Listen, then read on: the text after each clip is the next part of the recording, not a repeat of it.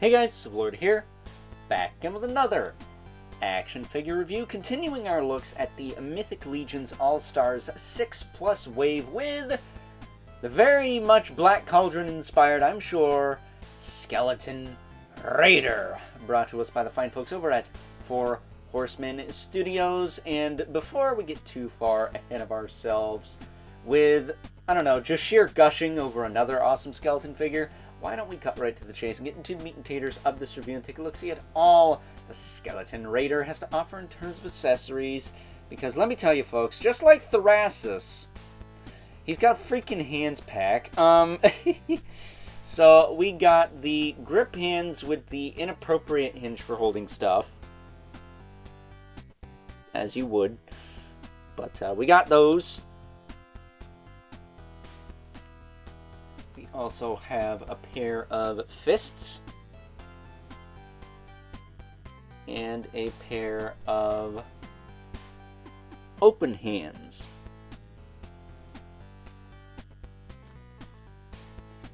As well as the hands that are already attached to him. We also get some interchangeable ankle joints for 2.0 figures, I think. And, you know, your Mask of the Red Deaths and any other figure that's built like that. I'm not sure if there even is. But either way, they're skinnier ankle joints, so you can put the skeleton feet on another figure if you want. We get a shield clip, as well as the handle already attached to the shield. He comes with the wooden kind of He-Man style shield. I mostly get this with like Hagnon. Freya of Deadhall had one of these. I'm trying to think. The Silverhorn Sentry had one of these. And I think Sir Ilgar, who, to my understanding, is like a Viking skeleton and is potentially the leader of this division of skeletons, along with Scally Bone Splitter. So that's kind of neat. We got some skeleton lore going on. That said, be careful with the handles on the shields. As always, you don't want to crack or break the peg off. That said, as far as other stuff in the box, we get a pair of bracers, which will come in handy for my graveyard skeletons, whose wrists are very naked, so I will definitely be using those on them. We get an interchangeable dick towel. This one is a little bit more like a gladiator. It's got the kind of studs and things going on, so we'll most likely use this with the gladiator head this guy comes with. When I get a second one of these, that is, right here. Hopefully the second one I get doesn't have a warped as hell helmet rim there.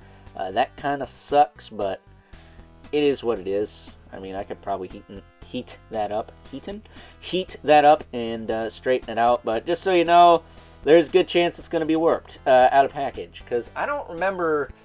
This has only been used with Clavius before, right? And I don't remember this being super gummy like that, so maybe it's molded out of different plastic to make it easier to pop on the neck peg. I don't know, but either way, that kind of sucks. But it's not warped too much. I'm sure I can straighten that out. We got a sword, or like a scimitar-looking thing, and a mace. Of course, the mace, you can pop the end off and pop it back on. This might warp over time, FYI, but it should be okay. It's not the first time we got this piece. I like to use this with the barbarian build for this character. And the spear here, the spear here, surprised we didn't get the new spear, but the spear here with the gladiator maybe. That would make sense to me anyways. And then we got our old friends, the back adapters, because there is a wing pack in this wave. Am I going to cover that? Yeah, probably not. But I will have some pics on my Instagram of some Terpiculi kit bashes, as well as some Undead Builder kit bashes. Try saying that 5 times fast. Utilizing some of the extra stuff from this wave, like those skeleton wings and the undead head pack. That said, taking a closer look at our very much Black Cauldron inspired Skeleton Raider. I freaking love this figure. Probably the best Skeleton Legion builder other than the regular Skeleton Legion Builder 2 we got last year, because that one was only 20 bucks. This one's probably 40 now, but 40 to 50 depending on where you get it from. But yeah, man, this is a freaking awesome figure. I love this figure. Looks like he has those are just the standard pauldrons. I thought they might have been the Poxus pauldrons, but I don't think they are. If they're from somebody else, let me know, but I'm not entirely sure what pauldrons these are. But they work. You know, you might have to heat them up a little bit, get them in there, but they do work. I didn't have to heat this guy up to get these in here, unlike Thrasis, although Thrasis did have the Necronominus torso. This guy has the regular Skeleton Legion Builder torso. I can tell because his neck is not a swivel point. So be mindful of that. Because if my Graveyard Skeleton video hasn't gone up on YouTube yet, the unboxing for that is on Instagram. But one of the necks on mine came unglued. So I had to have the old man glue it back on. Just from trying to pop a head on, so, you know, be careful. This guy's head, on the other hand, it's relatively easy to pop off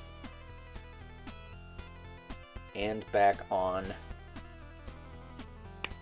Ugh.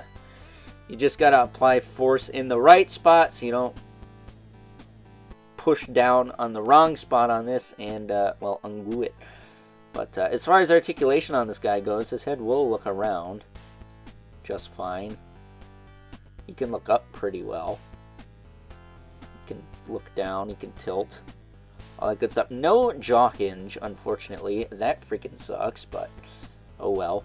If you move the pauldrons out of the way. And I will say, I'm probably going to use one of the belts in the belt pack on the Raiders here, because they got 2 pauldrons but 1 strap. That freaking sucks. I want that strap with like the third, or like the second strap going over the other shoulder. I think that would look a little better considering he's got 2 pauldrons.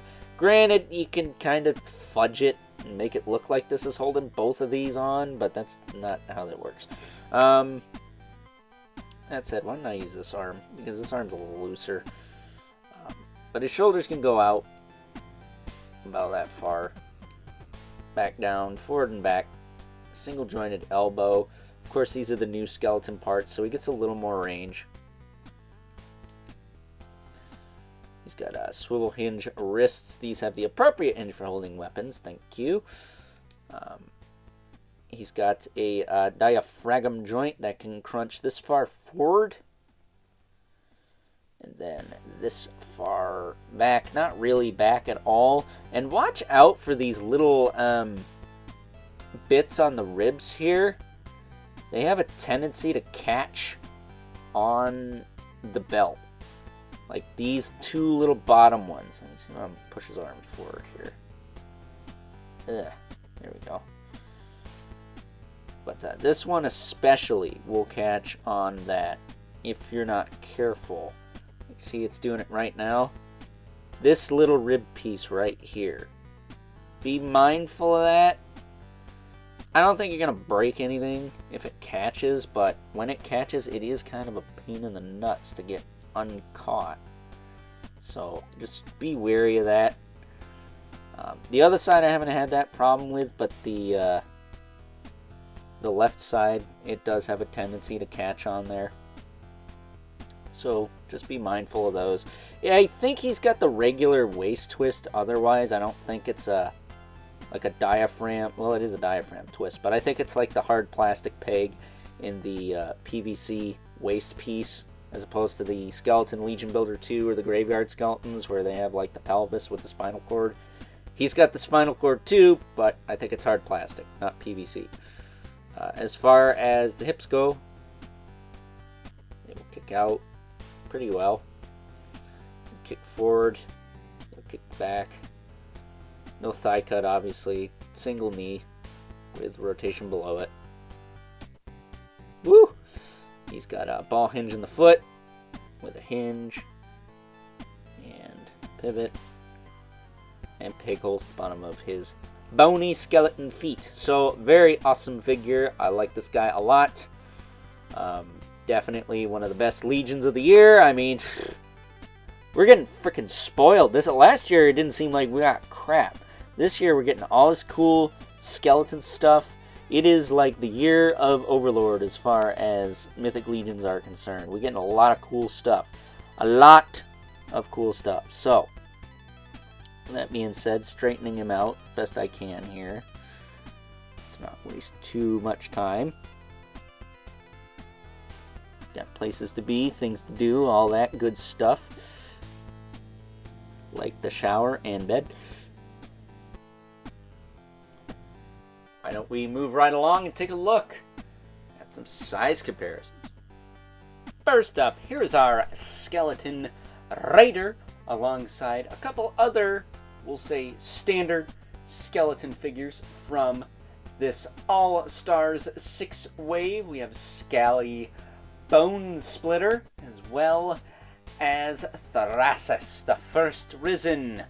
And yeah, I have to say, as usual, these three scale quite nicely together, as all Mythic Legions on the 1.0 build should. That said, it's kind of funny seeing Scally being the shortest, Raider being in the middle, and Thrasus being the tallest, probably because he has armored feet. But that's besides the point. Getting these two out of here, so we can make way for our two regulars. The Brother Mandibilith,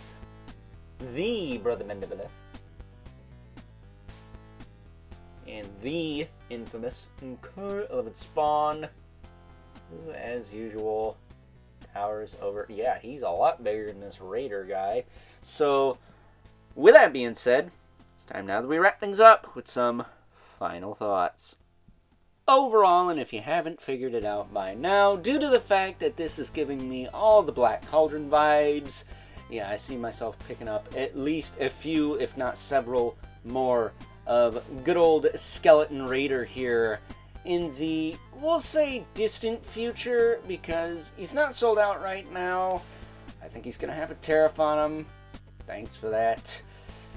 And he's relatively new, so I think he's going to be around for a while, but once word of mouth gets out about this figure and people start checking him out and more people start checking him out, they're going to start selling out, inevitably, just like the Ashes of Agmendor wave, which sold out during the pre-order. So, with that being said, I hope you guys enjoyed this review, and until next time, I'll catch you guys later.